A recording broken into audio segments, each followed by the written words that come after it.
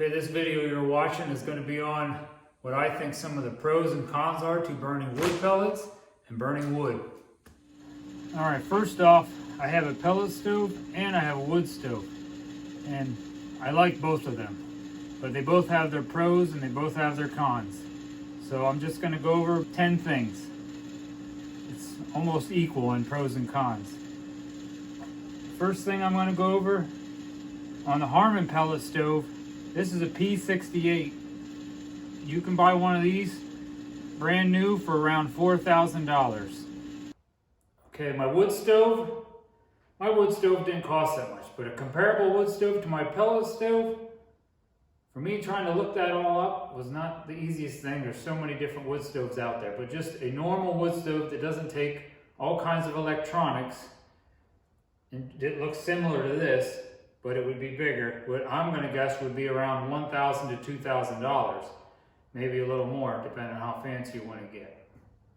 So the wood stove wins in that category. That's cheaper.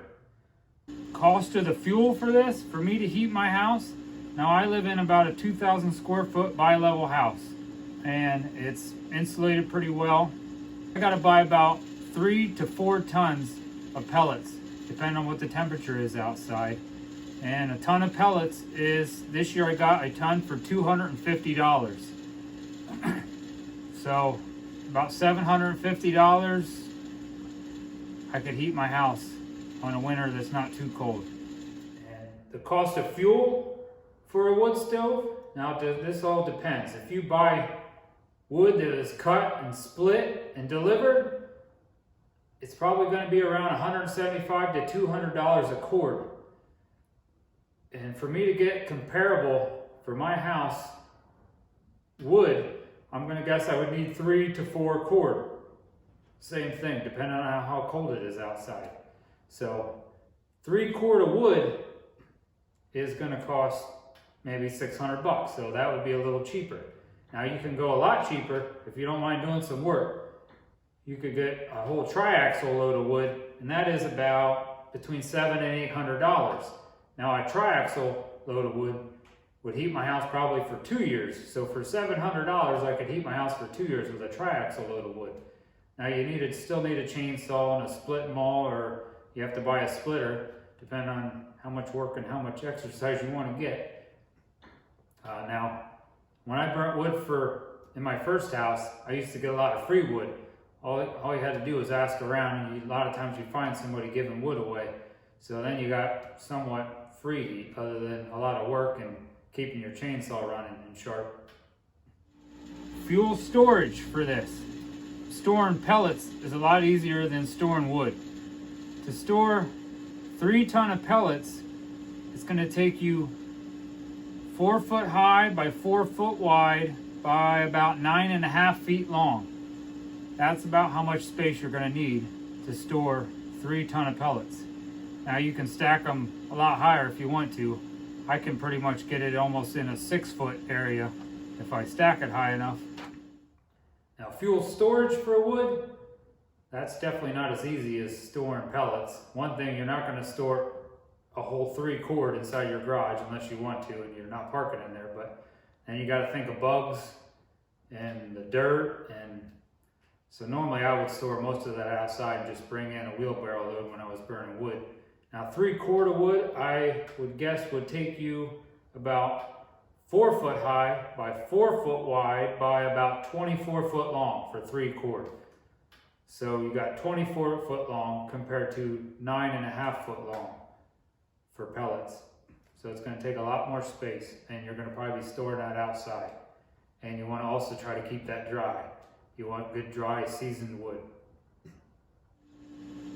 Next thing I'm going to talk about is how long the fuel burns in one of these compared to a wood stove. Now on my Harmon pellet stove, I can put about 2 bags of pellets in the back, which are 2 40-pound bags. And depending on how cold it is again outside, I can burn from about maybe 1.5 to 2 days with 2 bags of pellets. And if it's really cold, sometimes maybe only 1 day. But most of the time, 1.5 to 2 days. how long fuel burns in just a normal little wood stove like this, unless you have yourself an outdoor burner. An outdoor burner would probably burn a lot longer, but I'm just trying to go to something comparable. An outdoor burner is going to cost you a lot more money too. And a lot of places you can't have an outdoor burner, but so if you have just a normal wood stove that puts out about 68,000 BTU, I'm going to guess, depending on how cold it is outside, it's probably you're going to maybe last 4 to 6 hours, maybe 8 hours if you have a really good wood stove. So then you're loading that thing every day pretty much. So you ain't going nowhere unless you have another form of heat during the winter. So that leads me into how often I have to feed this stove. About the same thing. About every 1 to 2 days I dump pellets in the back. And then I have to scrape out my burn pot and scrape the heat exchanger. The heat output for this stove is about 68,000 BTU. Now the wood stove I got, I'm not exactly sure how much that is, but I tried looking up some information on some wood stoves, and what I'm going to talk about here is a wood stove to be close to comparable to about a 60,000 BTU wood stove. And like I said, I tried to do research. This one here, I don't think it's 60,000 BTU, but now I'm trying to talk something comparable to that pellet stove that I have, 60,000 BTU. Next thing I'm going to talk about will be starting the fire. Starting a fire in a Harman pellet stove, you'll see at the end of this video, I'm going to show you how long it takes me to start this fire until I start getting some good heat out of it. Now, all I have to do is pretty much turn it on and turn the little dial to on, and it starts up by itself. It's electronic. Starting a wood fire. You're going to see that at the end on how long it takes me to start my wood fire. And it's pretty much manual. You're going to need matches or a torch or something. You're not turning a little dial and just sitting there watching it light up. Next thing I want to talk about is electricity. With this stove, for it to run, you need electricity.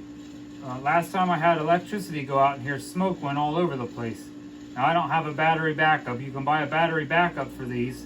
Supposedly somehow that kicks on and keeps your pellet stove running. Maybe somebody could put in the comments if they have one and how that works, and maybe the brand name they have for the battery backup. Or some people, I'm sure, just hook up generators to them. So if somebody out there hooks up a generator to your pellet stove, put that down in the comments too, and what kind of generator you use. Electricity, that's definitely a positive for a wood stove. If your electricity goes out, the type of wood stove I'm talking about, which is similar to this one right here, you're going to need no electricity. Some of them you can get real similar to this, and I'll have a fan in it to blow air out, just like my pellet stove does. But if your fan goes out, you're still fine. You're still making heat, and you're not getting smoke all over your house. And the next thing I want to talk about is the exhaust. Here I have about, I think it's a 3-inch exhaust pipe. Now mine, I don't know if you can see that on camera, but it only goes up a couple feet and straight out the wall. Because I live in a bi-level house, so I can't go straight out the wall, and mine's in the basement. If you put this in your living room, you could take that exhaust pipe and go straight out your wall. So that makes it a lot cheaper to buy the exhaust pipe for one thing, and a lot easier to clean too. Your exhaust. Definitely for an exhaust for a stove like this, it's going to cost you a lot more money, because you're probably going to want to get a real good exhaust, and it's going to have to go straight up and out the roof, or straight out the wall and all the way up above your house roof. You got to have your chimney up above your house roof. At least codes are, that's the same, that's what codes are here in Pennsylvania. And my last thing I want to talk about would be exercise. I used to burn wood full time in my first house, and I got a lot of exercise cutting up and splitting wood. Now in this thing, you get exercise maybe once a year when you go buy the 3 to 4 tons and you unload it out of your truck or your trailer, or you can have somebody deliver it and they'll do it for you, so you could get hardly no exercise other than carrying a bag of 40-pound pellets and dumping it in there.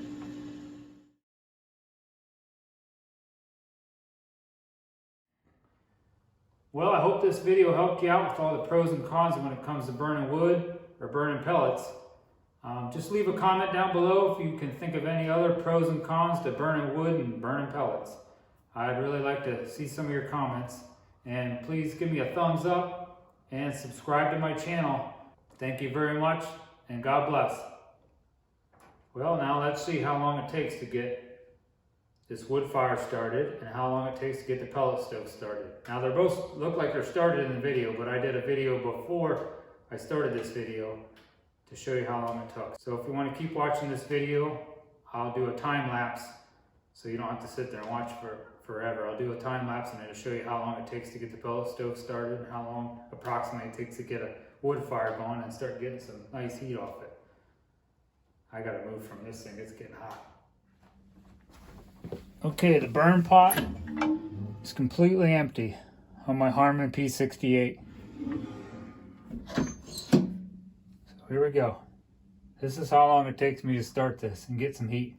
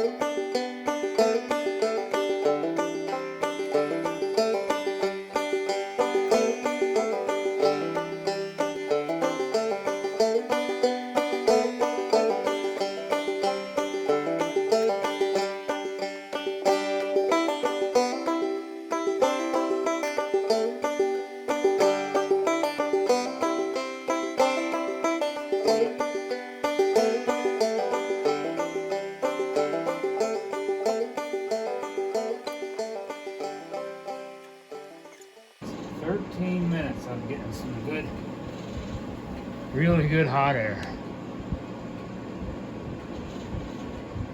360 degrees. Let's see how long it takes to get 360 degrees. I think I'm going to try to measure up here. This doesn't have a blower on it, but this will give you an idea. How long it takes to light up a wood burner. Now I kind of cheated because I already have this all ready.